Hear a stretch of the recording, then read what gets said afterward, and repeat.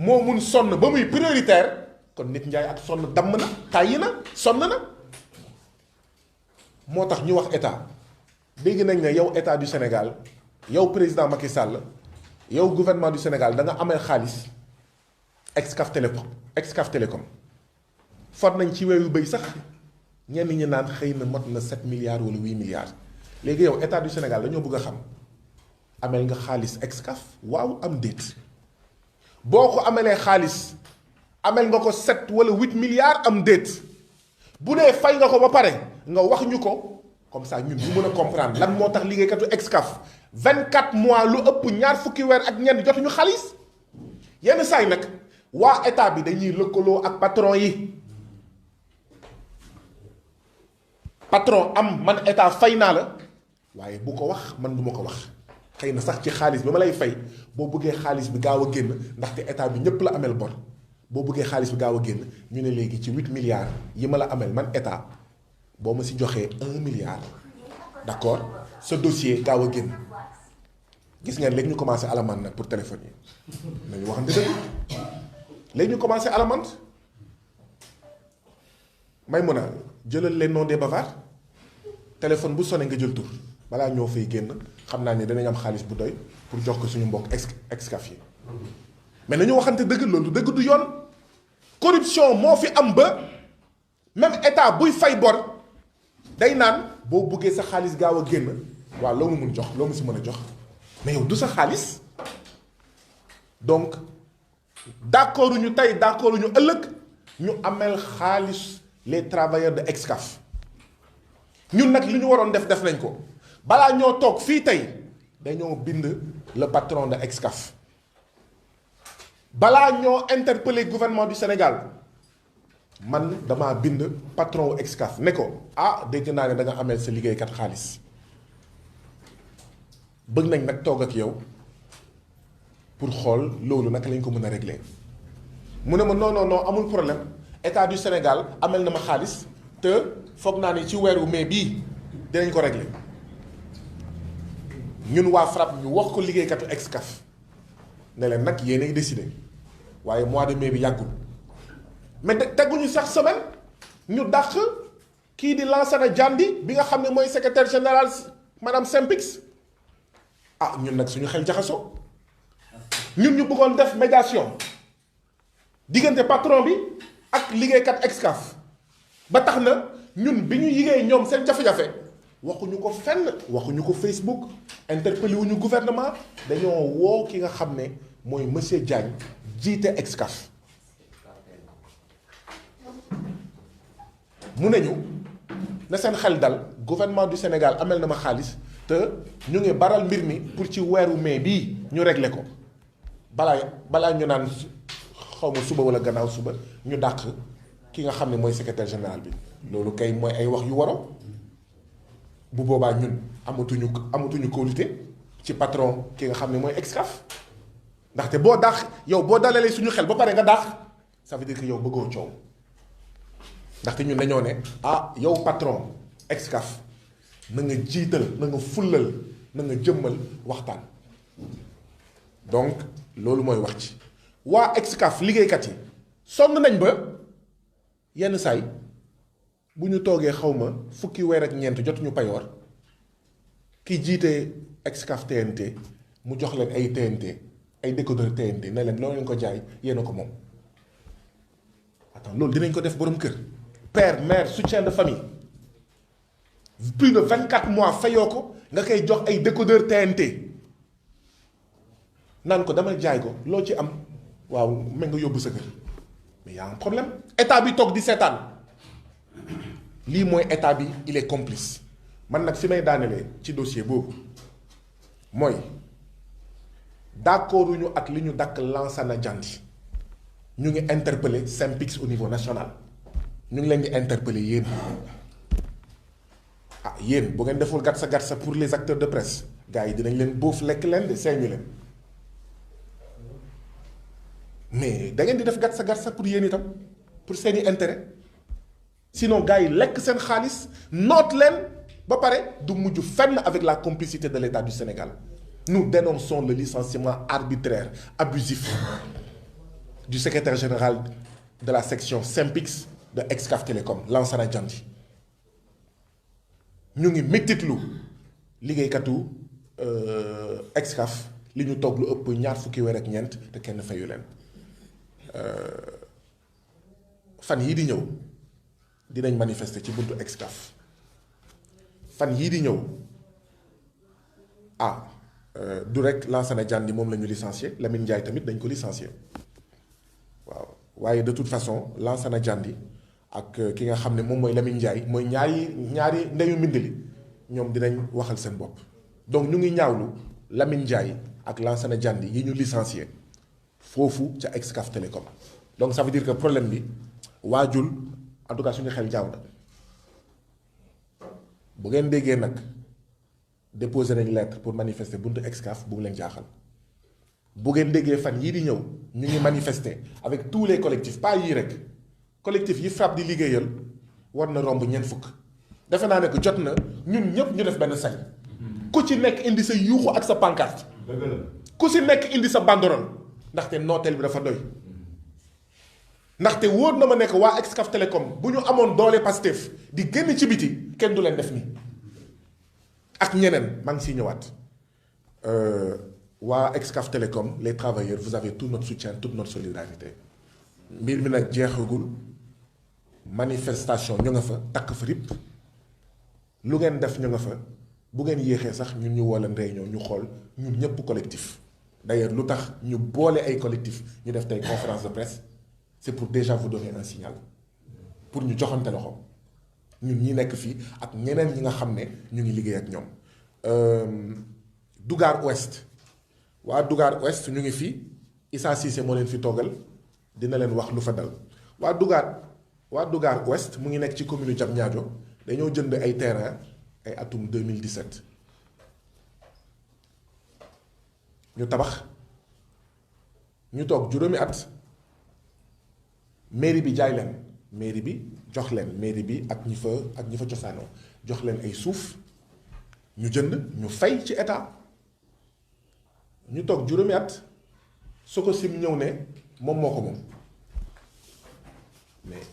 dëkk bi vraiment bu fekkoon ni ñuy mobiliser police gendarmerie GIGN BIP ak état du Sénégal yépp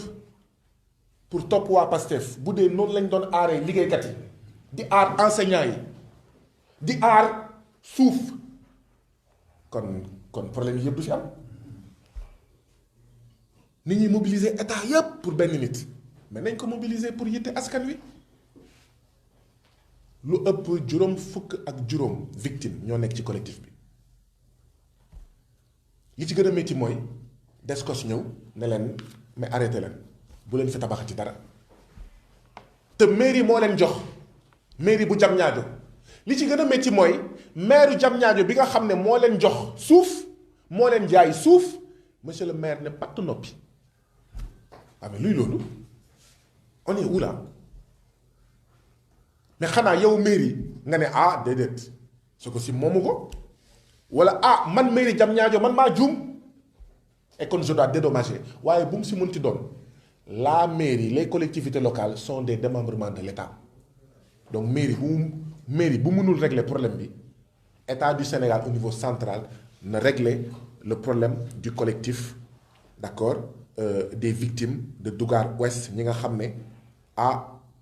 wala Sococim la wala mairie la wala état bi moo bëgg a jaar seen kaw lekk seen suuf comme lu muy amee ci dëkk bi benn pàkk ñeenti borom nga jaay ko Yaya nga jaay ko Ousmane nga jaay ko Maymuna nga jaay ko Xooxaan nga jaay ko xawma Pape Niang ñëpp ñëw sama këyit ku nekk ñëw ne terrain bi maa ko moom loolu dafa war a jeex Sénégal waay ay nit yu dajale seen xaalis seen ñaar dërëm seen ñaar fukk pendant 20 ans 30 ans ne dañuy ut terrain tabax kër nga ñëw comme ça ronga ñu baadoole di siim cere buur moo war a jeex jaay doole bi ci Sénégal moo war a jeex ci boppam te état mu ñuy seetaan te lii dina jeex donc moo tax ñun itam ñu ngi exprimer suñu solidarité à collectif des victimes de la spoliation foncière de Dougar Ouest. Descos nag foog ñu waxante ak moom Descos xaw ma Descos la tudd xaw ma def sa poche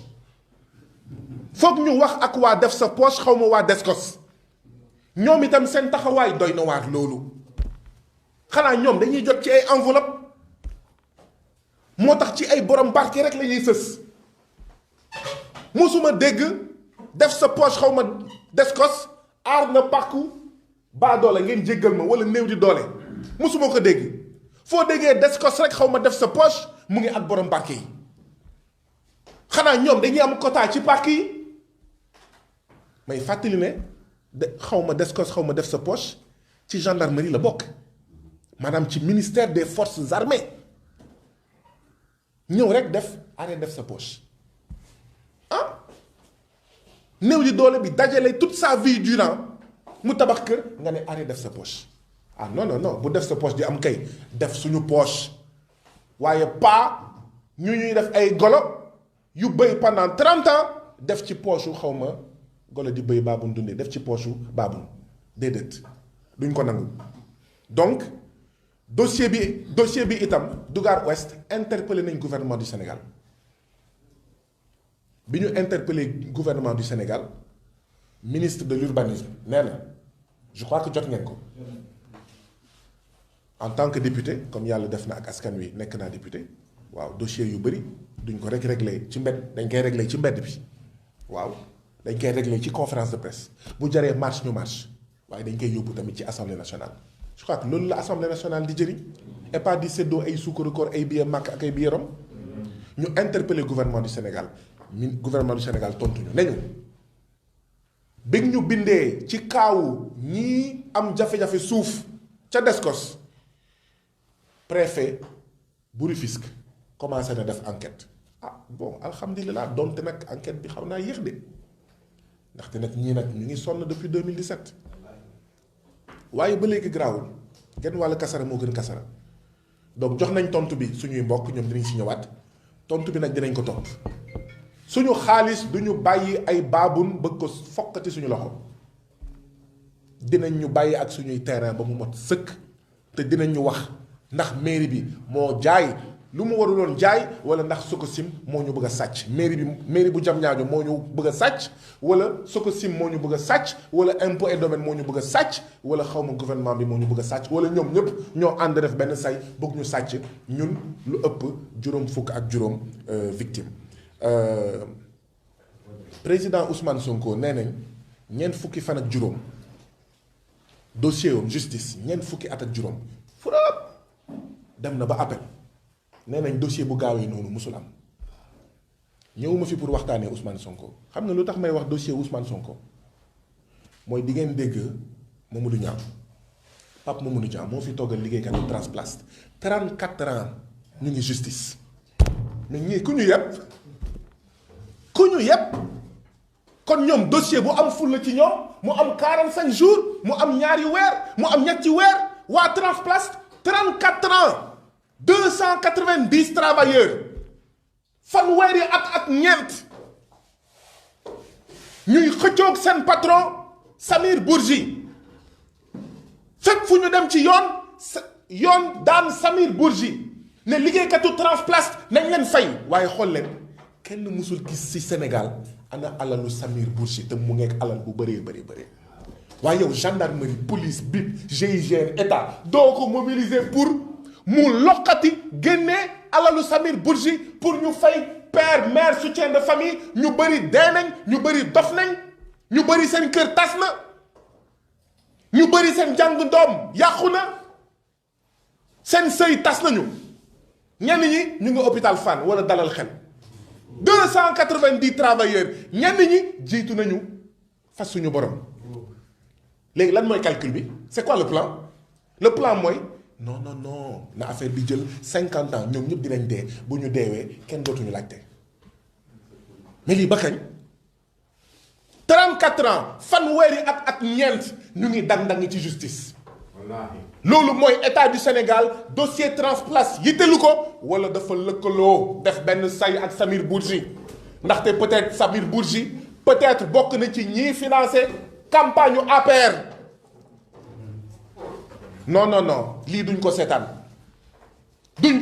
34 ans c'est une honte 34 ans de procédure judiciaire pour le dossier de Transplast. Alors que yeneen dossier 2 mois 3 mois 1 an furop mu jeex ñu naan le dossier Khalifa Sall benn dossier musul gaawee noonu kon dossier bi lan moo tax gaawul 34 ans ñoom dinañ ko waxal seen bopp ñoom itam ñu ngeek ñoom ba géej gi fer ñu ngeek ñoom ba ñu fay leen seen droit ba mu mot sëkk ñoom ak njirim yi ñu fi bàyyi ñoom ak les veuves et les orphelins. Justice Sénégal nekkatu fi pour défendre la veuve et l'orphelin. Justice Sénégal ñi mu fiy défendre mooy d'accord ay baabun yi nga xam ne dañ ñu jàppee ay golo. Justice Sénégal ñi mu fiy défendre mooy ñoo xam ne dañoo jàppee seen bopp buur suñu deret suñu ñàkk suñu alal suñu ay droit di siim ñoom seen cere loolu duñ ko nangu. ñii yàlla nangu suñuy loxo jiituñu ci ñoom dinañ fay seeni doom ba mu mot sëkk ak seeni jabar. maa ngi commencé gudd daanaka pare naa collectif des enseignants pour l'habitat social ñoom itam li dal waa Dougar moo leen dal Yaya mu ngi fi ndeysaan Yaya mu ngi fi moom dina wax heure bi mu ngi ko waroon fekk hôpital bàyyi hôpital ñëw toog fii ndax lan ñoom ñu def seen coopérative jël seen 30 hectares tabax dugal ndox dugal courant dugal téléphone benn samba booy jóge fële wóor na ma nekk prête-nom la benn samba booy jóge fële ne ñoom fu ñu tabax ñoom ñoo ko moom encore def sa poche xaw ma descos encore ñoom ba pare li ci gën a métti ñu leen di yónnee ay nervi kon nervi yi yàgg na de nervi yi du tey la commencé de nervi yi am na ñeneen du sama classe yi rek la ñuy nervi de askan wi ñu ngi leen di nervi fekk ñoom yàlla dafa def ñoom xëy na siwuñu man ni ma siwee moo tax man sama nervi dina siw bu ma demee xaw ma ñaaniñ ñu jël ay nervi waa APR jël ay nervi dóor ma àddina bi la koy yëg waaye ndekete am na ay enseignants yu ñuy yónnee ay nervi ñu ngi nii dinañ wax collectif des enseignants pour l'habitat social de Tivaouane Peulh Tivaouane Peulh moom xëy na moom mooy la capitale sàccum suuf ci Sénégal mooy la capitale de l'accaparement foncier de la spoliation foncière ay bandits fonciers ay voyous fonciers ay délinquants fonciers waaw te délinquants fonciers yi nag ñu ngi ba ci biir palais présidentiel ñu ngi ba ci biir en fait primature ci justice bi sax da ngay dem police ñoom ñoo la fa jiitu ñu ne commissaire bi xëy na am nga ñaari pàkk ñoom ñu dem police mais police fay leen bakkan nga ne waa lu xew nga dem gendarmerie ñu fay la bakkan parce que xëy na foofu itam nee nañ am juróomi pàkk nga dem tribunal yéexal la ko yéex boo xam ne nga ne waa lu xew fekk ne xëy na dem nañ tribunal ne la am 10 pàkk nga dem ci kilifa diine bi mais non naa ko gérer fekk ne moom turam mu ngi ci ngeen jéggal ma ci wax ji du kilifa diine yëpp du juge yëpp du policier yëpp du gendarme yëpp waaye affaire bi dëgër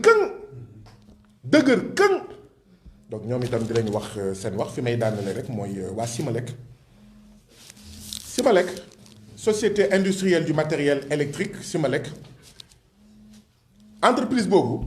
da doon defar weer bu nekk juróom benn junni compteur électrique ñu ne Afrique am na lu ëpp juróom fukki réew yuy defar compteur ci maanaam ci Afrique motul fukk Sénégal ci la bokkoon entreprise boobu daal gars yi lekk nañ ko sàcc nañ ko liggéeykat yi torox nag ñu ngi fii dinañ waxal seen bokk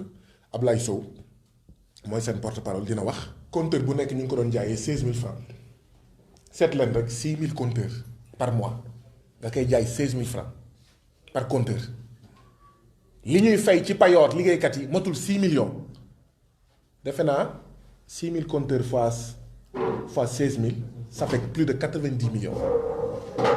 90 millions yooyu payooru liggéeykat yi matul 6 millions dinañ leen wax ñoom ñaata weer a ngi kenn fayu leen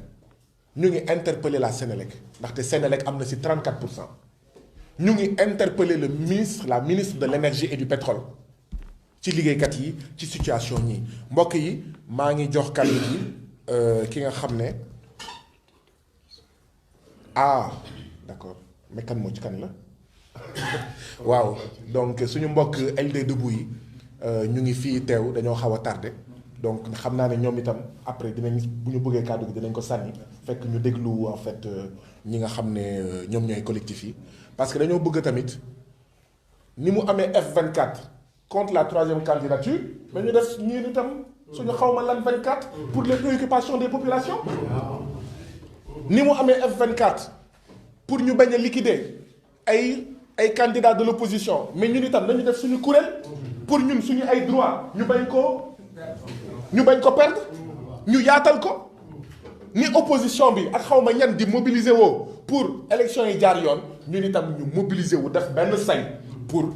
les préoccupations des travailleurs des paysans des Sénégalais en général donc jërëjëf suñu mbokk LD Debout bi fi nekk ñu jox kàddu gi ki nga xam ne moom a gën a jege Issa Cissé waaw Issa Cissé da ngay jub foofu suñu mbokk Issa Cissé am na juróomi minutes pour tënkal ñu li nga xam ne moom moo xew fële ca Dougar c'est ça oui ca Dougar muy commune u Diamniadio Issa Cissé bismillah. waaw Issa Cissé laa tudd maa ngi dëkk. waxal bu baax Issa xanaa ndekki woo. Issa Cissé laa tudd maa ngi dëkk Dougar Ouest ñun dañu am suñu jafe-jafe foofu ci suñu tool yi ndax Dougar dëkk cosaan la te ñun fa lañu juddoo ba am lu ëpp 50 ans mais ba ñu nekkee ba léegi fa ñu doon béy depuis ëpp 50 ans mosuñu gis benn engin koo xam ne jóge na ñun Sococim dafa ñu sax Sococim ñun Crémier leen daan wax gis seen borne fu ñu yem am ravin bi dox suñu diggante ak ñoom seen borne yem fa depuis bi ñu nekk xale bi léegi ñu fay béy loolu mosuñu am benn coow mais bi ñu demee ba xam ne li tamit ci lu ñu gis ci suñu bay ak suñu maam yi ñu xam ne ñoo ko moom ñu gis waa mairie pour ñu lotiseel ñu ko bi ñu ko lotiseel nag ba pare depuis ma 5 ans ci gannaaw après waa mairie waa Sococim ñëw suñu gannaaw ñu ne ñoom moom suuf soosu te ñun li dépassé ravin bi ñëw ci suñu suuf si gisuñu fa benn piquet boo xam ne mën na firndeel depuis ñu nekk xale ba tey ne Sococim moo ko moom te am na ñi tabax ba dëkk te kër yi dem nañ ba sax si ravin bi amatuñu fu ñuy jàll te ñun bu ñu sañoon ñun dañu am sax si biir Sococim loo xam ne lu toll ci 50 hectares wala 20 hectares parce que amatuñu fu ñuy dëkk bu ngeen fa demee wàcc terrain bi lu ñu gënoon nag ñoom ñu wàcc terrain bi waa DASCOS ministère préfet waa mairie ñoom ñi nga xam ne ñoo am doole boo xam ne mën nañu toog xalaat bu baax xool place bi ni mu demee ñu mën a am ni ñuy régler affaire boobu mais Sococim aussi fu ñu nekk nii ci place bi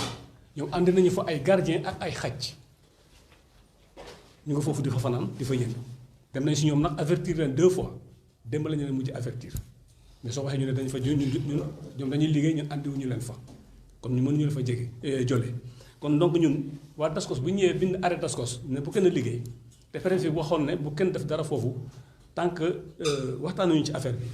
ñoom ñu mën a andi xaj seen xaj foofu kon donc man dama gis ne kon borom terrain yi nga xam ne am nañu fa commencé liggéey seen liggéey war nañu mën a continuer seen liggéey parce que ñoom Sococim ñu ngi liggéey parce que gardien nañu fa andi teg fa ak ay xaj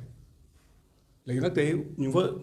waa DASCOS bind nañu fa arrêt DASCOS te préfet daf leen waxoon ne bu kenn def dara dañuy lijjanti affaire bi loolu mooy suñu problème te suuf soosu fa la ñu juddoo fa la ñu yaroo ci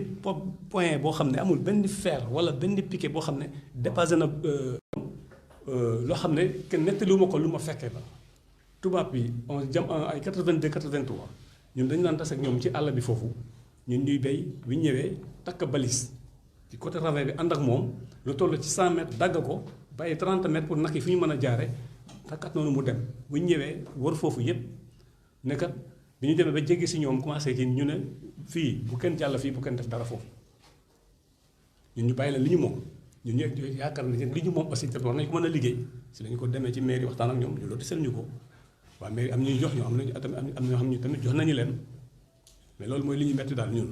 parce que ki fa faral di ñëw man du mën a ba turam Malick Mbacke la tudd nee na carrément dafa tas ak ñëpp samay frères yi foofu mu ne leen fii bariwul nit yéen amu leen kayit bu baax te boo demee plan cadastral di nga fa fekk turu Arona Ciss ak turu Dieg Diouf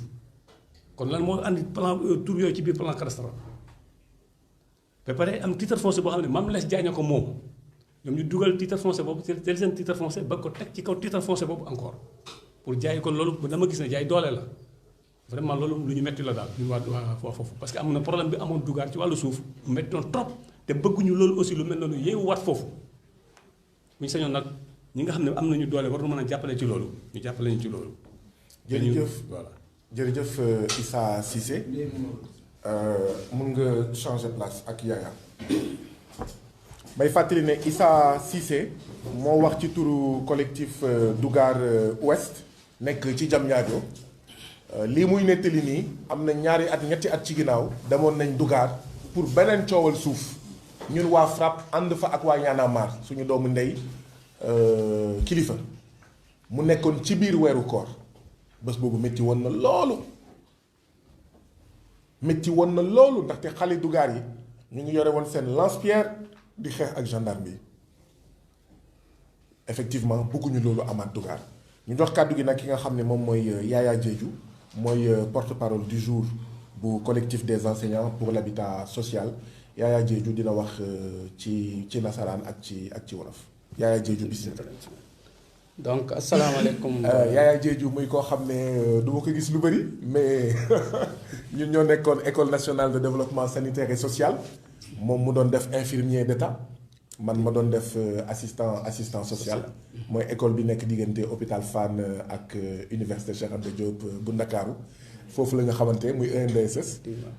foog naa nekk boobu ak léegi est-ce que du benn yoon wala ñaari yoon la ñu mës a gisee donc ma am mbégte loolu gis ko tey donc mu doon jàmbaar ñu bokkoon ci comité des élèves de l'ENDSS Yaya Diédhiou bismillah. donc maa ngi nuyu ñëpp man maa ngi tudd Yaya Diédhiou te bokk ci collectif des enseignants de l'habitat social bu nekk Tivaouane Peulh donc commune Tivaouane Peulh Niaga donc ñun coopérative lañu des enseignants bi nga xam ne 2009 2010 lañ fa nekk ba léegi donc am nañ fa cité bi nga xam ne heure bi may wax ak yéen nii am nañ fa sax ay délégués de quartier terminus 74 fa la nekk donc am na courant am na ndox am na lépp donc bu ñu fa nekkee boobu ba léegi nag y avait aucun problème ba en 2023 bii may wax ak yéen benn nit jógee Tivaouane Peulh ak gàngooram ak seen nervi ñëw dugg foofu di jël suñu benn terrain yooyu yi nga xam ne suñu membres yi nga xam ne jotaguñu mën a tabax jël terrain yooyu di jaay ne ñu mu jaayee nañu gaaw a tabax donc boobu ba léegi ñu ngi ci en tout cas kii boobu yéeg ak wàcc boobu bi nga xam ne jusqu'à présent amaguñu benn dénouement donc ñuy lancer appel nag aux autorités surtout donc la mairie de Tivaouane Peulh Niaga donc le sous-préfet donc le préfet pour qu'au moins ñu dimbale ñu pour ñu régler cette question définitive là parce que comme ni ñu ko waxee à Tivaouane Peulh lu fa nekkul fenn ci foncier ñun mënuñu comprendre fépp fu problème foncier am état day jóg am lu ñuy régler mais ñun Tivaouane Peulh bu ñu nekkee foofu ba léegi problème suuf bu fa am ba léegi gisuñu bi nga xam ne état réglé na ko donc nous lançons vraiment un appel à l'état du Sénégal pour qu'au moins ñu jublu ci loolu ñu régler cette affaire benn nit kese ak njabootam recruter ay nervi dugg foofu di ñu jaay doole jël suñu terrain yi jaay suñu fondation yi di def naka su dul noonu te kenn mënu ci dara donc loolu nag bëgg nañu vraiment loolu mu dakk moo tax ñu ñëw bis tey donc dénoncer loolu pour ñu xam ne aussi ñun on est là te loolu du ñu ko nangul kenn donc je peux pas nangul. Voilà donc je suis donc le président du collectif des enseignants de l'habitat social 6 Tivaouane Peulh donc la commune de Tivaouane Peulh Niaga donc nous sommes une coopérative d'enseignants qui donc depuis 2009 a acquis donc des terrains à Tivaouane Peulh et nos membres ont habité donc presque la cité est occupée à 98%. Donc au sein de la cité nous avons des délégués de quartier, nous avons l'électricité, nous avons l'eau, nous avons même le terminus de Tata 74 numéro 74. Donc nous sommes donc depuis 2009 jusqu'à aujourd'hui il n'y a aucun problème. Jusqu'en 2023 une personne venant de Tivaouane Peulh avec sa famille et ses nervis donc venir spolier vraiment nos terrains. Donc il entre dans la cité, vend donc le restant des terrains. Ce sont ces terrains dont les membres n'ont pas pu construire jusqu'à présent, parce que vous savez, ce n'est pas tout le monde qui peut construire en même temps. Donc le sieur là, donc, cette personne donc, entre dans la cité et vend ses terrains. Donc nous avons fait un premier point de presse. Jusqu'à présent, nous n'avons aucune réaction de la part des autorités. Donc maintenant, encore, nous sommes revenus une deuxième fois pour faire une seconde dénonciation et nous lançons un appel aux autorités donc, locales, d'autant plus que donc, le foncier, c'est une compétence transférée. À défaut de ça, donc, nous lançons au gouvernement du Sénégal vraiment de nous venir en aide pour régler cette question-là définitivement. jërëjëf Yaya Diédhiou, il faut changer la permuter avec le ñu jox kàddu gi léegi Pape Mamadou Niang. Pape Mamadou Niang moom mooy waxal liggéeykatu Transplast. Donc man defe naa wolof laa wax sànq xëy na ñoom ñëpp bu ñu parewee mun na am ma wax ci nasaraan. Donc Pape Mamadou Niang mooy porte-parole les travailleurs de Transplast yi ma doon wax sànq nga xam ne fanweeri at ak ñeent ñu ngi dang-dangi ci justice bi Pape Mamadou Niang bismillah. Merci honorable. Salaamaaleykum, maa ngi nuyu ñëpp seen tur ak seen sant man Pape Mamadou Niang laa tudd maa ngi yore kaddu 200 téeméer ak juróom-ñeent fukk ak ñaari liggéeykatu Transplast yi nga xam ni depuis le 31 juillet 1989 Samir Bourgi liggéeyloo ba mu neex mu dàq leen ñoom ñëpp. ñu ne nag Sénégal kët ñu jàppoon ni Sénégal kët dëkku yoon la ñu dem tribunal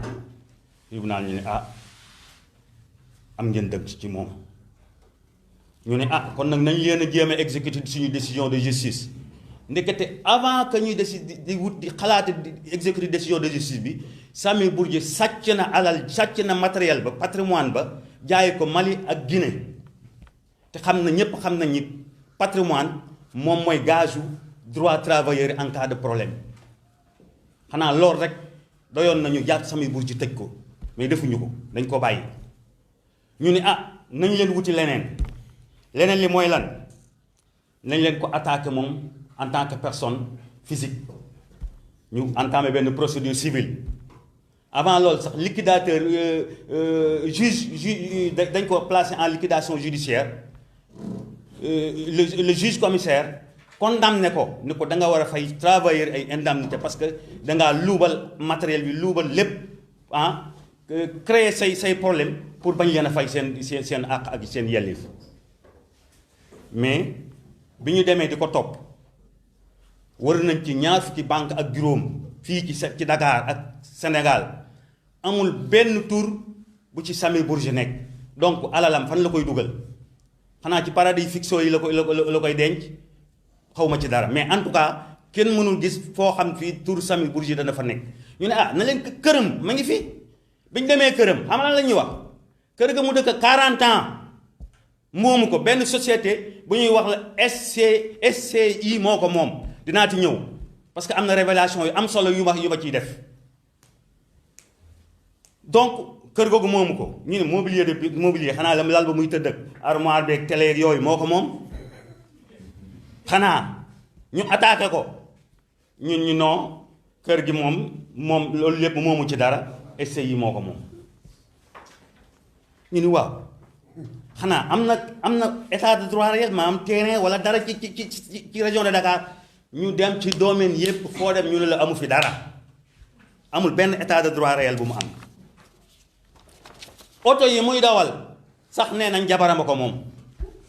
oto yi muy dawal biñ ko attaqué nañ ñu jabaram moo ko moom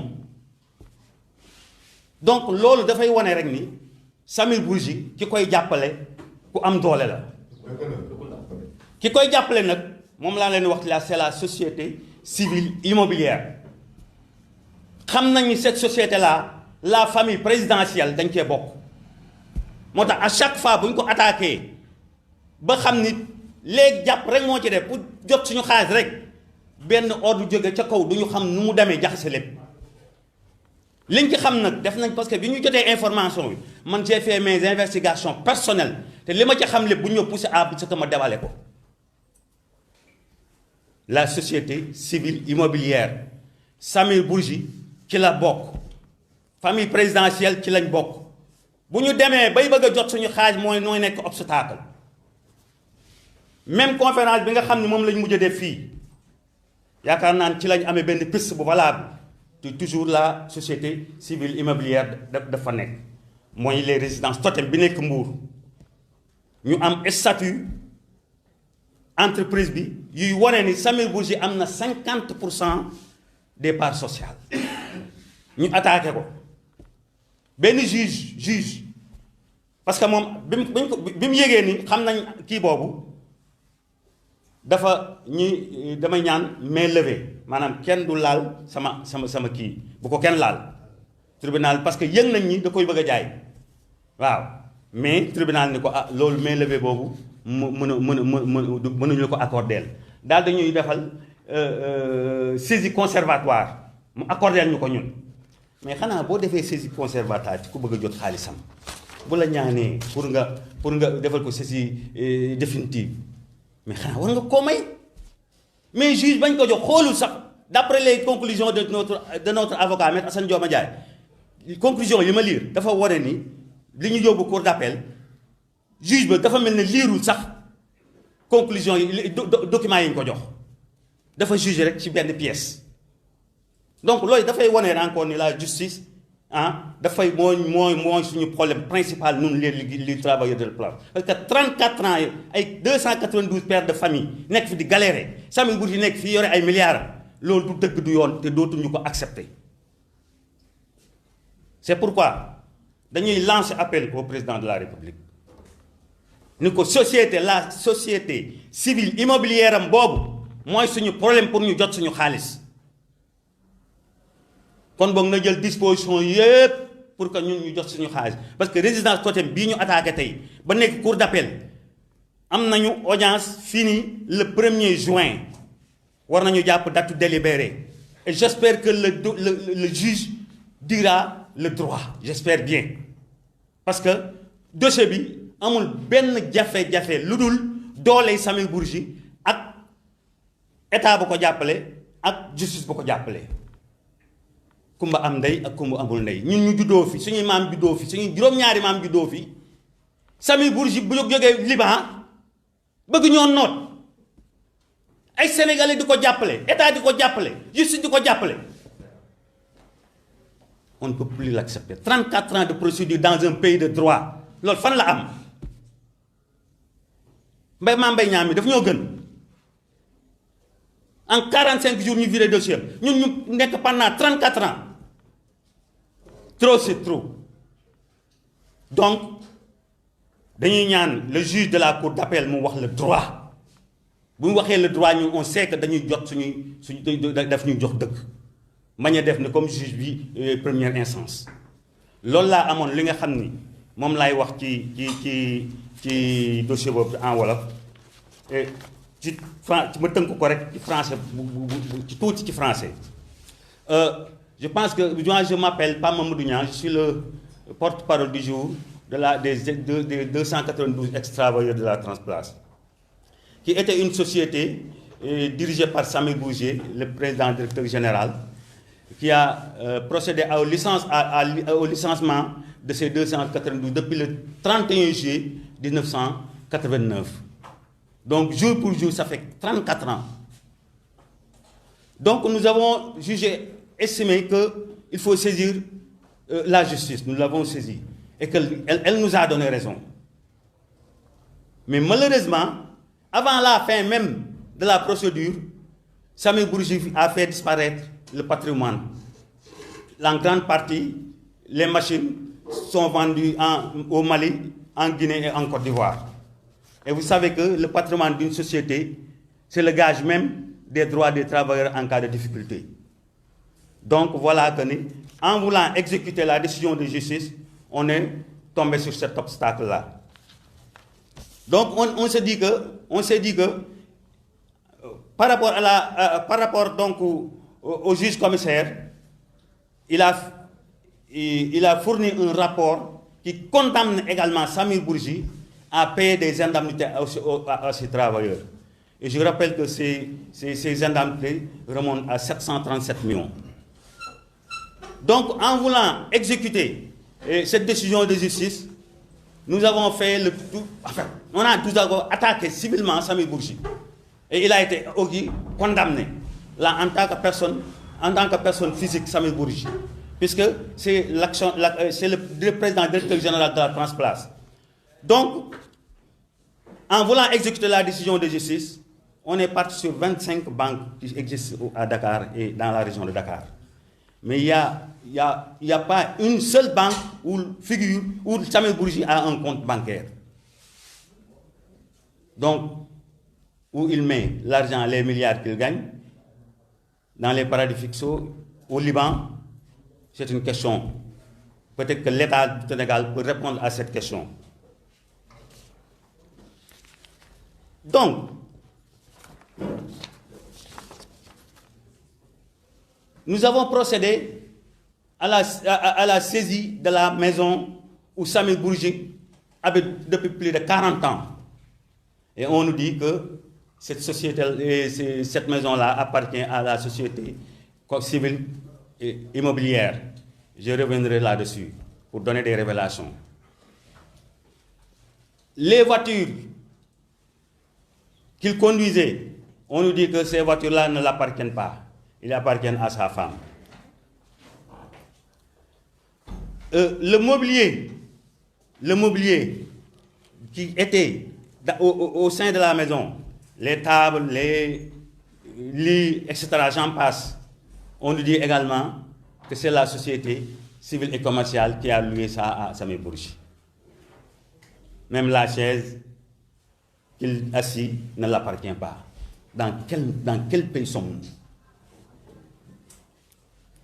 Nous avons fait le tour également de tous les domaines,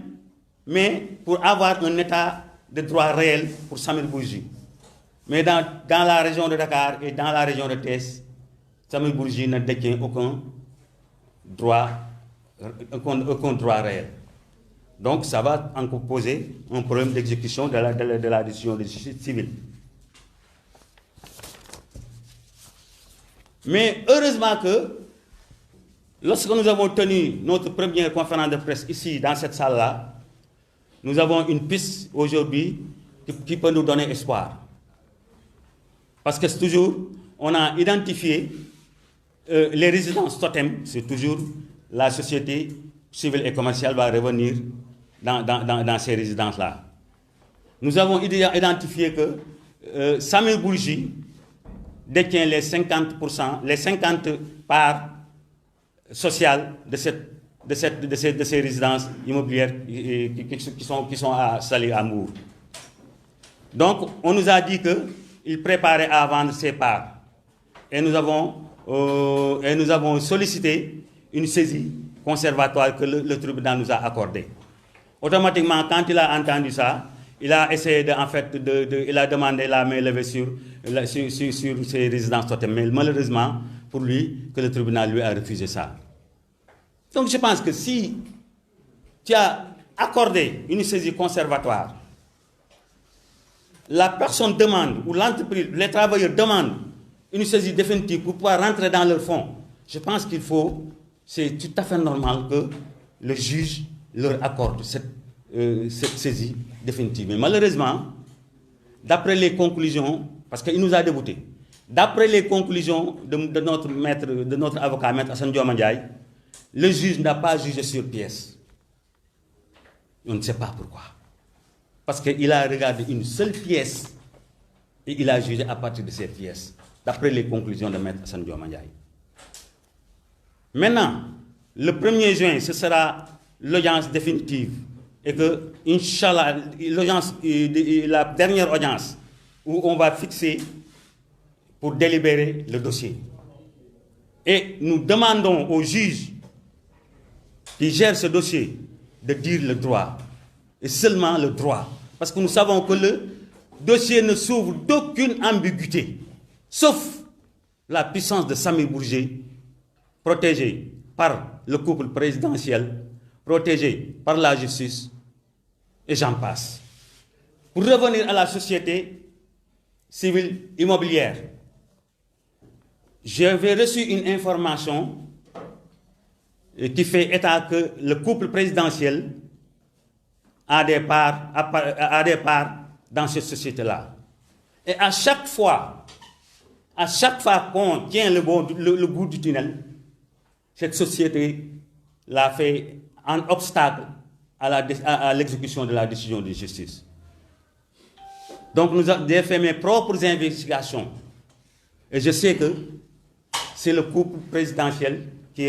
a mis la main dans notre dossier. Et ce qu'on ne peut plus accepter. J'ai fait des investigations, je connais beaucoup de choses dans ce dossier-là. Et qu'on ne m'oblige pas à faire des révélations aussi. Si on ne règle pas nos droits, on est obligé de dire toute la vérité sur cette société-là, parce qu'on a fait toutes les investigations nécessaires et que nous avons gardé ça. Donc, c'est à ce propos encore que nous lançons un appel au juge de la Cour d'appel de diligenter le dossier dans la célérité la plus requise. Parce que ces 292 pères de famille, des veuves, des orphelins, qui sont en détresse pendant plus de 34 ans, je dis 34 ans. Est-ce que le dossier de Mame Mbaye Niang, qui est vidé en 45 jours, est plus important que le dossier de 292 travailleurs? Je dis non. C'est parce que peut-être Mame Mbaye Niang est un ministre de la République, il est proche du président de la République, il est proche des autorités étatiques, que son dossier est vide, et que les Niaouyaï, comme les travailleurs de la place, courent derrière le droit pendant plus de 34 ans. C'est injuste. C'est injuste et on ne peut plus l'accepter. On ne peut pas comprendre que 292 pères de famille, qui sont leurs grands-pères, sont nés ici. Qu'un simple Sami Bourgi qui vient du Liban. Non, je pense que nous ne sommes plus dans un pays de droit. Nous ne sommes plus dans un pays de droit. Donc, on exhorte la justice. On exhorte la justice à dire le droit. Uniquement le droit. Je sais que le dossier ne souffre d'aucune ambiguïté. Et si le droit est dit, je sais bien en âme et conscience que nous avons rentré dans nos fonds. Je vous remercie. jërëjëf Mamadou Niang ñu jox kàddu gi Abdoulaye Sow après Abdoulaye Sow suñu mbokk Excaf Télécom ñoo nar a jël kàddu gi Abdoulaye Sow moom mooy waxal liggéeykatu Simelec yi moom bu paree ñu jox kàddu gi suñu mbokk liggéeykatu Excaf bu Télécom section Synpics bu Excaf bu Télécom Abdoulaye Sow bismillah. salaamaaleykum maa ngi sant yéen ñëpp ñu ne waa Simelec ñu ma leen di représenté man ouvrier la à la Simelec. defal pause mbokk yi ci ginnaaw ndax mun nañ bàyyi déewante yeeg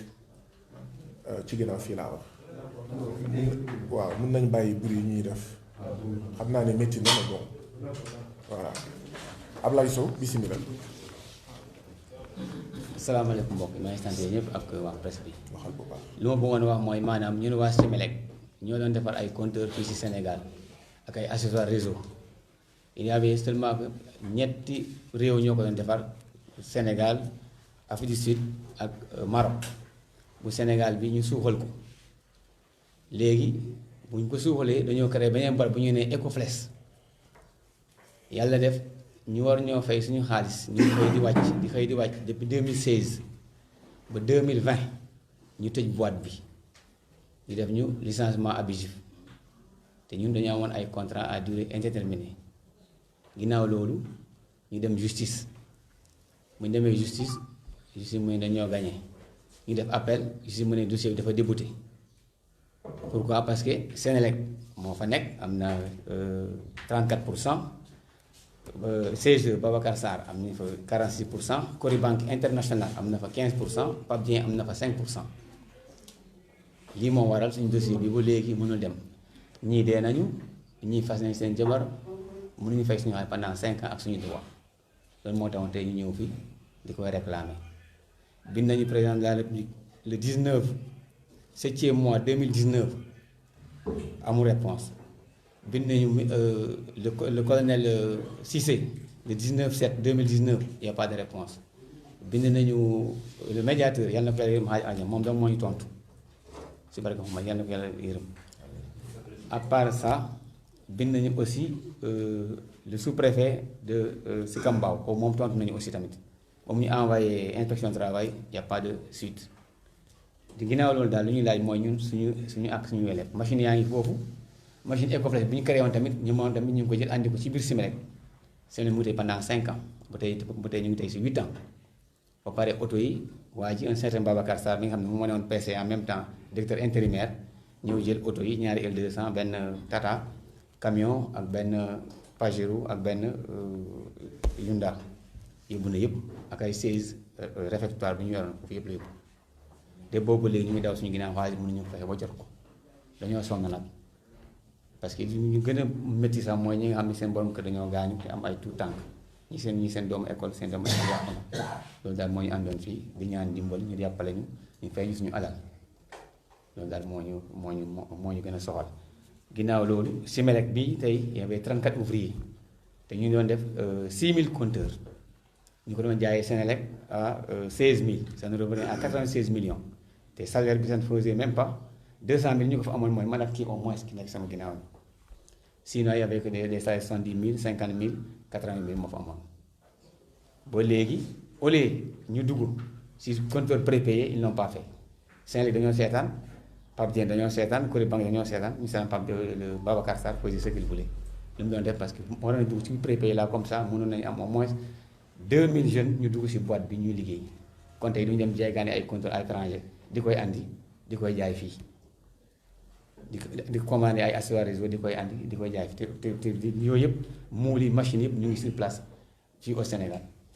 maintenant on est obligé maintenant de commander des ay accessoires réseau yi ñu commandé au Maroc te pourtant yooyu ñu ngi fi machines yaa ngi fi lépp mu ngi fi matériel yëpp mu ngi fi loolu mooy sans problème dans ce pays là te bu ñu ñëwee ñu ne un pays émergent nu ñuy émerger un pays ñu la ñu émerger pays lu mu bëggoon daal mooy ñun lu ñu amel ñu fay ñu ko bu ñu sañu dugal ñu fenn nañu fay lu ñu amel ñun loolu mooy suñu dañoo sonn 5 ans sans salaire on est fatigué loolu lañu bëgg daal. jërëjëf Abdoulaye Sow ma leen di fàttali ne moom moo doon wax ci turu liggéeykatu Simelec. kii dañu ko jox ren lañu ko jox pour na ñëw défiler. Les questions c'est pour après. Non il peut pas parler français. Voilà. beneen bi je vais essayer de le faire après. fii lañu gën a défilé c'était en 2019 mu ngi nii 2020 corona wax demuñu ren encore ñu jox ñu yi pour défiler te du ñu fay suñu xaalis li lu muy njëriñ c'est ça le problème. jërëjëf Abdoulaye Sow ñu ngi woo Lamine Ndiaye changer de place ak Lamine Ndiaye Lamine Ndiaye mooy wax ci wolof. ci turu liggéeykatu Excaf Télécom ma leen di fàttali ne Lamine Ndiaye mii toog moom ak Lansana Diandi ñoom la ñu dàq yàggul torop ci Excaf Télécom muy suñu ay mbokk Sénégal muy seeni mbokk yéen acteurs de la presse journalistes travailleurs des médias donc di naxar lu waat dàq bi ñu dàq Lamine Ndiaye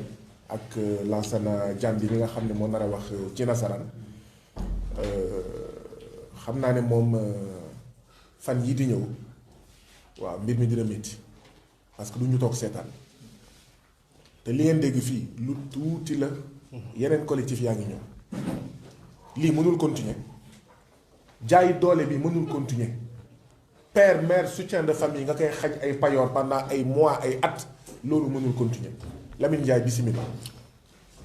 auzu billahi mina shaytaani rajim bismillahi rahmaani rahim la hawla wala quwwata illa billah. Donc je pense que voilà on va aller directement sur le sujet man maa yore jokkoo bi ci wàllu section Synpics Excaf Télécom 2014 ba jamono ji waa liggéeykat Excaf yi ñun la ñu wóolu dénk ñu bureau section Synpics bi 2014 ba léegi daal ñu ngi xeex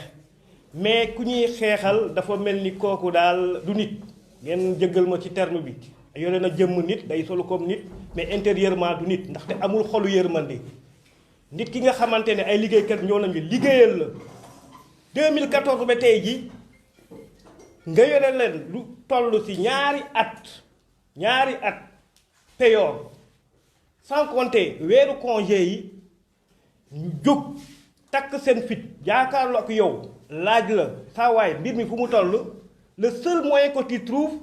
c'est de les licencier un licenciement que je qualifie d'abord abusif man ak Lansana Diandi mujjee gi c'était le DME la ñu def benn conférence de presse jaakaarloo ak askan bi wax leen li nga xamante ne moo ñu metti wax leen li nga xamante ne moom la ñuy dund Excaf Sidi Diagne au lieu que mu indil ñu tontu mu jékki-jékki signifier ni na à partir d'aujourd'hui vous êtes licencié de Excaf maanaam dàq nañ leen Excaf te droit yi ngeen yoroon Excaf kenn du leen ko fay ndaxte yéen da ngeen am comportement bi nga xamante ne day tilimal dëru kër gi Sidi Diagne loolu la ñu dàqee may wër di laajte ki nga yoreel payoor ñaari at fayoo ko ay congéem xanaa kay balaa nga koo dàq nga dajale xaalisam nga ne ah Lamine wala ah Lansana jot naa def calcul yi lii laa la yoreel ci xaalis comme que mënatuma dem ak yow léegi dàq naa la am xaalis nga dem mais nga dàquñu joxoon ñu xaalis fayoo suñu droit loolu lañ ne duñu ko nangu duñu ko seetaan te balaa loolu njëkkoon nañ fi ñëw am séance de travail ñu nag waa FRAPP ñu leen di remercier au passage parce que boo nekkee ci xeex da ngay soxla ñi nga xamante ne dañ lay dooleel amaana ñun fu ñu nekk bu ñu waxee du amee noonu impact mais bu ñu amee suñu wet kuréel bu ñu mel ni FRAPP ak yeneen kuréel fàqate du nga xamante ne bokk nañ conférence de presse bi bu ñu defee ab sëy ni ko Guy Marius waxee xëy na mbir mi dina lijjantiku waaye duñ ci yem nag ndaxte Sidi Diagne dafa ni kër gi amul xaalis waaye yow kër naka lay ñàkkee xaalis yow nga xamante ne yaay directeur général bi 4x4 Hummer ngay dawal 4x4 Hummer au bas mot 90 millions lay jar au bas mot rakkam yi ñi nga xamante ne ñoo nekk ci yeneen secteurs yi ku nekk sa 4x4 nga yore te jamais au plus grand jamais ñu manqué essence ci jamono jooju auto reportage laa la wax jël auto dem reportage Excaf amu ko caméra bu normal Excaf amu ko nga dugg ci studio yi moom da ngay bëgg wàcc ba pare yow nga ne amoo xaalis ci wet ba ñi am ay information ni waa ji dafa am yeneen business yi nga xamante ne mu ngi koy teg ci kaw ndodd Excaf business parallèle loolu bañuñu ko il a le droit de faire ce qu'il veut mais avant de faire ça dafa am ay préalable fexeel ba yokk say liggéeykat yi nga wàccoog ñoom ba pare boo wàccoog say liggéeykat lu la neex def mais yow non seulement yow wàccoo ak say liggéeykat nga leen di toroxal ci wet bi nga dem ubbi sa beneen société di fa liggéey di gagné xaalis ci kaw ñàkk waa Excaf yi ñu ne ko c'est fini golo du béy baabo du dundee gis nga suñu ñàkk ji balaa muy fer suñu waa ji nañu fay suñu xaalis ndaxte on ne se laissera pas faire et on ne lâchera pas l'affaire nañ xeex ak moom fu mu toll nii bañuñu ci dara parce que dañoo sës muus sax boo ko dàkkee ba mu sës si miir bi da lay attaqué kon boo gisee tey jii ñu jóg fas yéene taxaw xeex suñu ak yelleef lañ bëgg ñu respecté ko Excaf na am ay milliards am moom la concerné mais ñun suñu 50 000 yi suñu 100 000 yi suñu 150 000 yi ñu ne pay weer nañu ko jox buñ ko joxee ba pare lu ko neex mën na koo def kooku suñu yoon new si mais c'est que dañoo am patron mi nga xamante ne dafa saay bi nga xamante ne kenn mënu ko naatable waa ji lu mu lay wax suba ba ngoon dara du ci dëgg Excaf gëj naa xam jàmm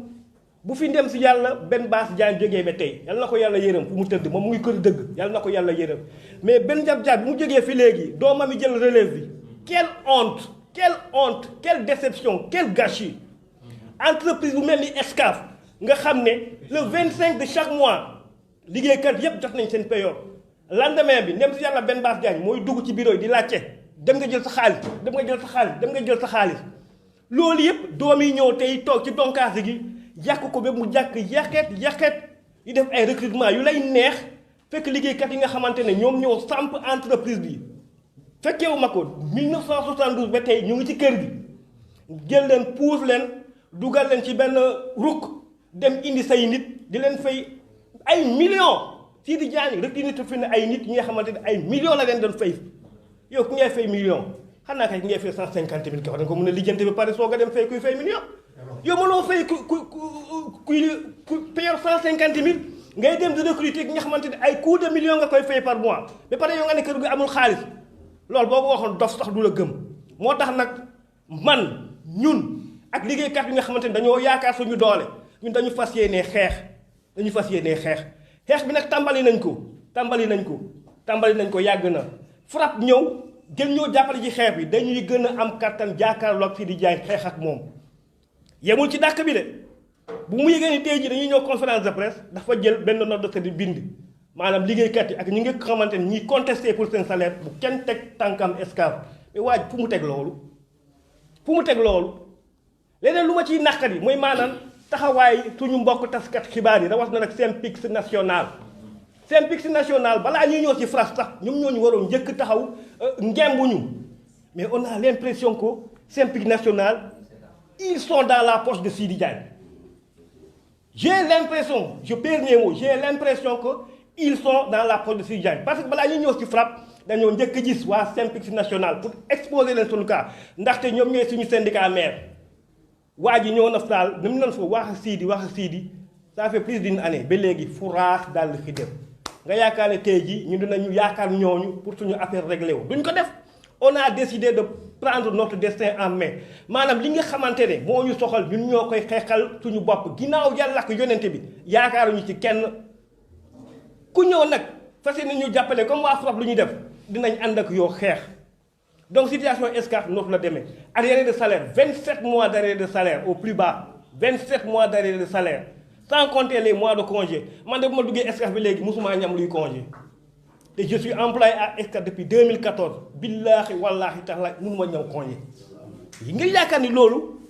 yëfu nit la mais ñun suñuy waajur dañu jël jur ñu yar ñu yóbbuñ ci ay école fayal ñu ay formation c'est pour ñuy xool di ràññee di xam waaye escarte dañoo yaakaar ni ñoom ñoo ñu gën a muus ñoo ñu gën a intelligent mais il se fout un doigt dans l'œil dañoo xamul lu ñuy amal affaire rek dañuy gis ñuy dox ñuy jëm ñu yaakaar ni booy yi ay dof lañu mais ñoom ñooy dof yu mag yi ndaxte waa escale lu ñu yaakaar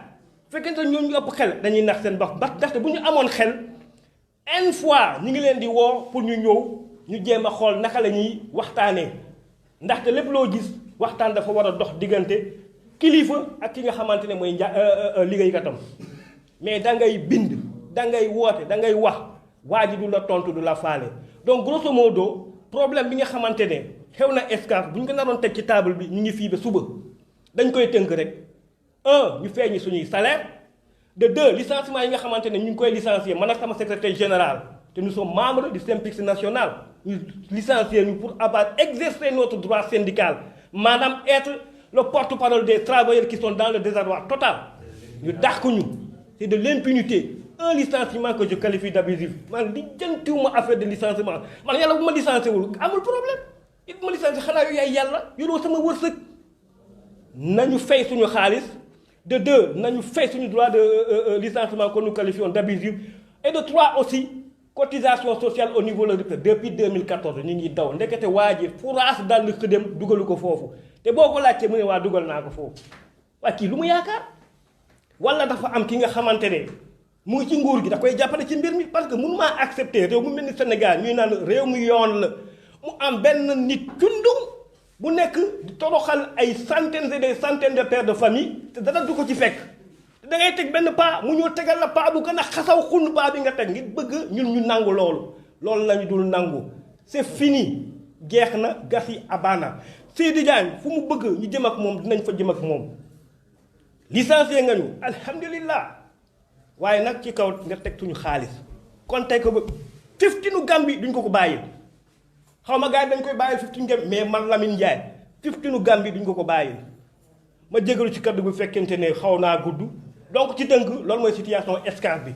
Guy Marius xaw na ko brosser man damay ñëw rek pour mottali lu ñu bëgg mooy maanaam Sidi Diagne mu feeñu ci nii wala mu feeñu ci naan asalaamaaleykum wa rahmatullah. jërëjëf Lamine Ndiaye ñu jox kaddu gi Lansana Diandy Lamine Ndiaye ma fàttali leen ko moom moo yore woon kaddu liggéeykatu Excaf Télécom ci kàllaamaay wolof ki nga te ñu licencié ko moom itam ñu dàq ko dàq bu jaarul yoon ñu jox kaddu gi ki nga xam ne moo yore kaddu liggéeykatu Excaf Télécom ci nasaraan muy Lansana Diandy nekk secrétaire général bu section Synpics bu Excaf Télécom moom itam ñu dàq ko dàq bu jaarul yoon balaa ñoo kaa dàq sax dañ ko affecté bu jaarul yoon yow fayoo nit ki payoor ñaar fukki weer ak ñeent nga ne ko yóbbu naa la Richard Toll xanaa moom ak i bëñam lay dem Richard Toll mais pas sur Richard Toll ñaata la yow fayoo ko ñaar fukki weer ak juróom-ñaar nga ne ko léegi yow demal affecté naa la pour rek mu sori Dakar comme ça affaire yi noppi mais patron yi sonnal nañu état sax moo ñu sonnal ci boppam mais patron yi nii la ñuy doxalee quoi ñu toog leen di seetaan quoi fay ñu ko 27 mois ñu ne ko léegi paasal dem liggéey ba Richard Toll ñu ne ko am jëlal ay compteur TNT nga jaay ko boo amee xaalis nga paas ay décodeur TNT Lansana Diandy bismillah. Merci beaucoup, honorable. Je m'appelle Lansana Diandy, le secrétaire général de la section Synpics Excaf Télécom. Merci, chers confrères. Bon, en fait, je ne vais pas aller trop loin. Je veux juste vous donner le scoop. L'information, c'est qu'au moment où nous sommes là, les travailleurs qui sont allés à Excaf pour travailler, on les a empêchés d'accéder à l'entreprise. Pour quelle raison? Quel motif?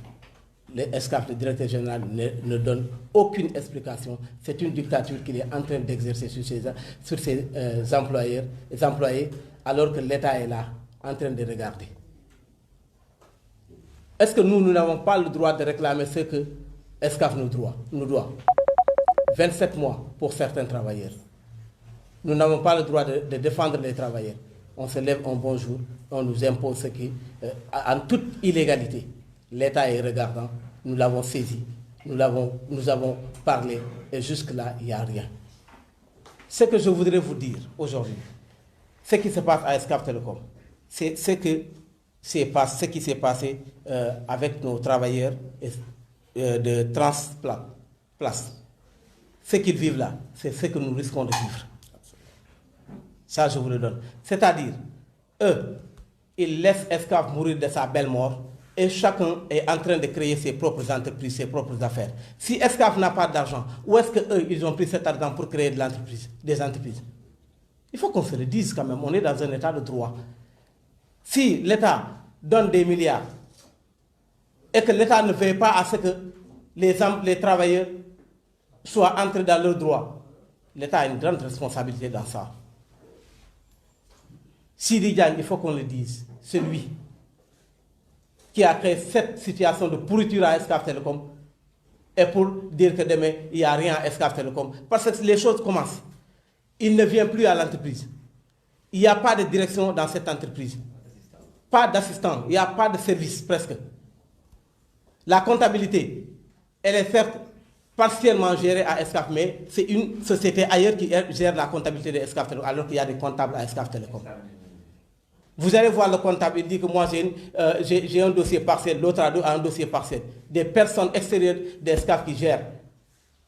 les carrières de ces travailleurs-là. Si vous avez besoin de la direction, vous ne saurez où déposer un papier. Ça, c'est normal. On dit aux travailleurs, restez, on va discuter et se séparer à l'amiable. Depuis lors, eux, ils ne travaillent pas, ils viennent à Excaf Télécom, on ne leur donne pas du travail, on accumule les salaires et vous venez pour leur dire que mais vous n'accéderez pas à mon entreprise. Pourquoi? On est dans quel pays? IPRES, Guy l'avait abordé. Ça, c'est une responsabilité de l'État du Sénégal. C'est à l'État du Sénégal qui doit. IPRES qui doit demander à Excaf Télécom de verser parce que nous, on avait déjà cotisé. Ça, il faut qu'on nous dise les choses. C'est de la fraude. Si on prélève chez les employés et qu'on ne verse pas, c'est de la fraude. C'est du vol. Alors, pour cela, je voudrais parler également de ce qui se passe à DTV. C'est la même situation. Ces jeunes se sont levés pour défendre leurs droits, réclamer leur salaire. Un bon jour, on les paie, on dit, maintenant, on n'a plus besoin de vous, sans aucun droit, sans aucun préavis, vous êtes licenciés. C'est ce qui se passe à Excaf. entre Sid et ses frères, c'est ceux qui sont en train de faire torturer ces employés-là. Alors que nos partenaires comme BBC, Deutsche Welle versent de l'argent chaque année à Excaf Telecom. Où passe cet argent? Où passe cet argent? Maintenant, où passe également, parce que nous avons eu des informations que l'État doit ou a versé à Excaf Telecom de l'argent. Où est passé cet argent? On voulait nous faire sacrifier. Nous ne serons pas l'agneau du sacrifice de Excaf Telecom. Nos droits, Excaf va nous les payer jusqu'au dernier centime. J'en résume. C'est ce que je voulais justement résumer de tout ce qui se passe à Excaf. Si on parle du dossier Excaf, on va passer la nuit ici. Parce que les gens qui sont à Excaf, ils sont vraiment des gens impitoyables. Merci. Oui, en fait, moi je n'allais pas justement parce que je suis également membre du SYNPICS et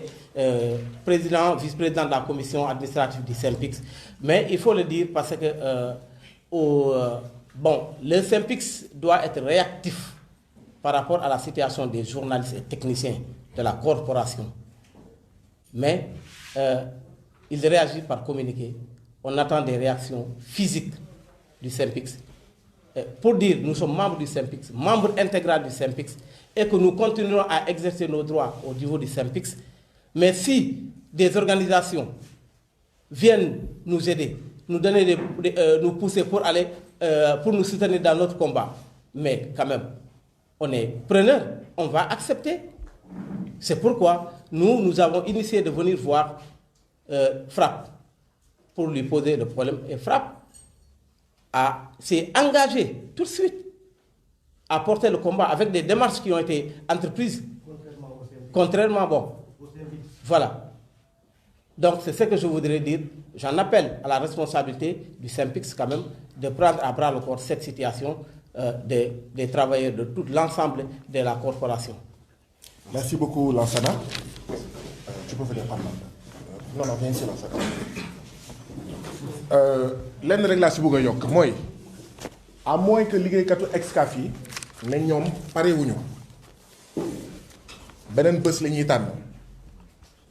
gën saa sori ajjuma bii di ñëw dinañ def manifestation buntu Excaf Telecom. lu tax ma ne gën saa sori ajjuma bii di ñëw mooy tey ajjuma la te bëgguñu tooñ.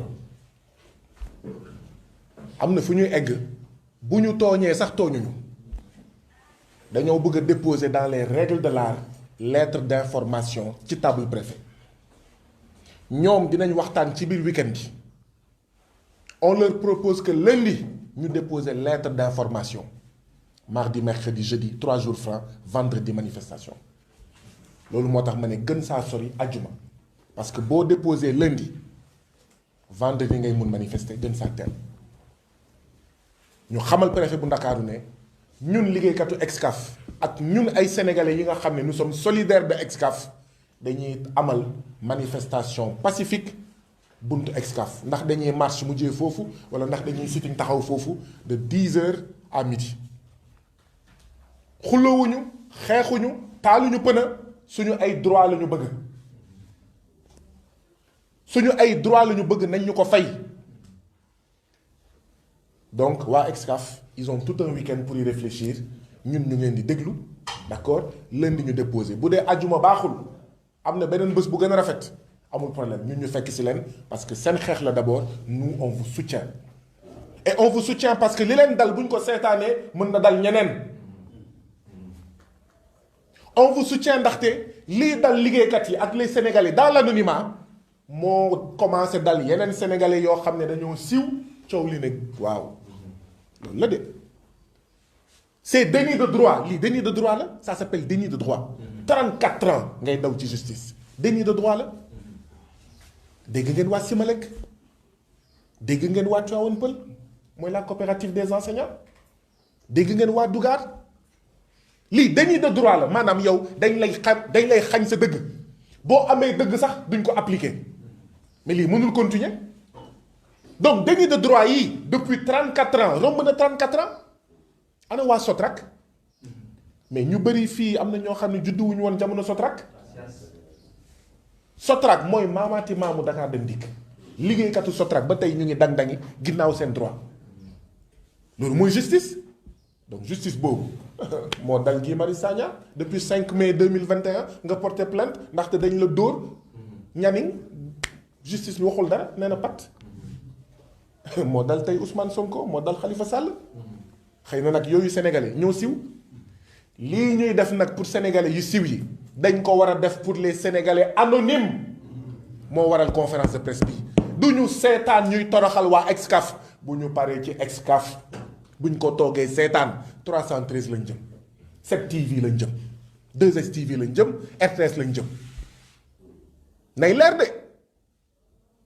moo tax tamit waa Excaf liggéeykatu Excaf bu ñu wootee manifestation amul ñëw ak seen caméra de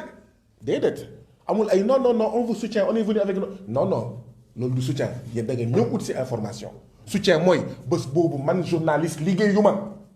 je viens dama bëgg muy leer yéen ñii ak seen caméra vous ne faites aucun soutien seen intérêt moo leen fi indi vous êtes venu chercher de l'information et nous vous en remercions parce que aujourd'hui ni lekk amee solo noonu la information juste et vrai dama bëgg tamit rek ñu comprendre nante yenn saa yi gis ay acteurs de médias toog ci plateau naan déedéet loolu du soutien sa liggéey ngay def soutien mooy voilà soutien mooy jour boo xam ne da nga ñëw indi woo caméra indi woo dara tu es venu en tant que sénégalais soutenir leen bu ngeen leen toogee seetaan yéen ñëpp ci ngeen di jaar yéen ñëpp seen tour dina ñëw mooy li waa ji doon wax on est venu chercher les syndicalistes j'étais pas syndicaliste je n'ai rien fait on est venu chercher les communistes j'étais pas communiste je n'ai rien fait on est venu chercher les juifs j'étais pas juif je n'ai rien fait on est venu chercher les musulmans non man duma musulman je n'ai rien fait yow sa tour bu ñëwee ku lay wàllu nañu waxante dëgg Pape Ndiaye yàgg na kaso ndax lan foog ñu seetaat suñu taxawaay ak sàppe yi ñun journalistes yi ñun acteurs de médias yi lu tax ñu yeb ñu mais fii yàlla rek moo fi nekk lu tax ñu yeb ñu lu tax ñu ñuy manipuler ba ku wokk Coro Mandela ñu toog ne si du ma dem wóorul lu tax du mais beneen bés yow la beneen bés sa tour la donc ajuma wala beneen bés ñoom bi ñu tànn dinañ woote manifestation buntu Excaf lu ñu gënal nag mooy manifestation bañ a am waaye lii waral manifestation bañ a am mooy ay négociations sincères avec les travailleurs de Excaf ñu wax leen loo xam ne ñoom mën nañ ko dégg ndaxte ay magum jëmm lañu bu ñu wax mën nañ cee téye pas mën nañ ko dégg ndaxte dégg bi nag dafa doy 27 mois d'arriérés de salaire dégg bi dafa doy te tabaski mu ngi ñëw amuñu buum amuñu soble amuñu pomme de terre amuñu waxuma sax xar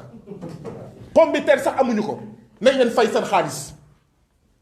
et pourtant yéen a ngi julli yéen mii yore xaalis waa Excaf yéen a ngi julli di jënd xar di jënd pomme de terre di ñawal seen doom ak seeni jabar di maye si ñàkku ak deretu liggéeykatu Excaf loolu mënul continuer donc bu ngeen ñu waxee loo xam ne mën nañ cee téye manifester